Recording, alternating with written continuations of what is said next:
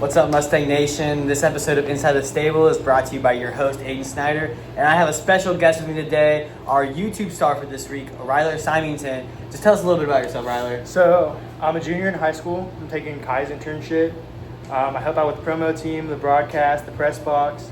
Kind of do everything I can around here. And I'm from St. Joe. All right, thank you. Thank you so much for joining us today. I'm so happy to have you here.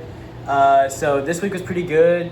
Besides, we had our first Mink loss with a 4-3 loss from the Clarneda A's to start this week. The Mustangs would get back one in the ninth inning, trying out the third with 2 outs, but Chris Coy would pop up, ending the game.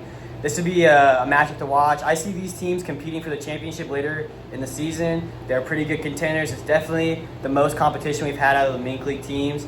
On Monday, the Stangs play back their winnings in a blowout 13-0 against Nevada. Bronco Witt tossed a 5 shutout innings in his first start of the season as 9 players in the Mustang lineup reached base, and 8 of the 9 drove in a run.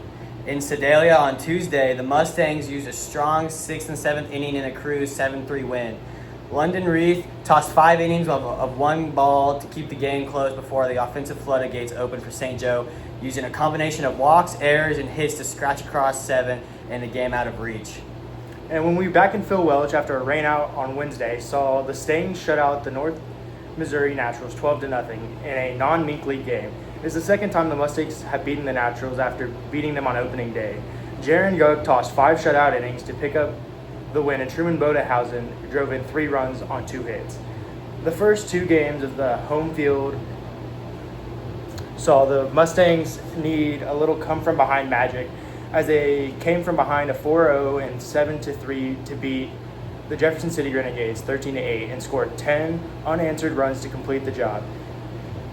Caden Carter, Sam Pitts, and Diego de Santiago were brilliant out of the bullpen, tossing 6 shutout innings as a trio with Trevor McCollum had 3 hits and drove in 4 to lead the offense. Facing a 6-0 deficit the next night against the Carroll Merchants, the boys were once again up to the challenge, scoring 3 runs in the bottom of the 3rd and on the 4th and a run in the bottom of the 5th. It takes a 7-6 lead. On the offensive side, Truman Bodehausen, Braden Lucart, and Dom Felix each plated a pair and is up to the point in the Mustangs' most thrilling game of the season. So it was a pretty eventful week for the Mustangs. We've only lost 2 games in the Mink.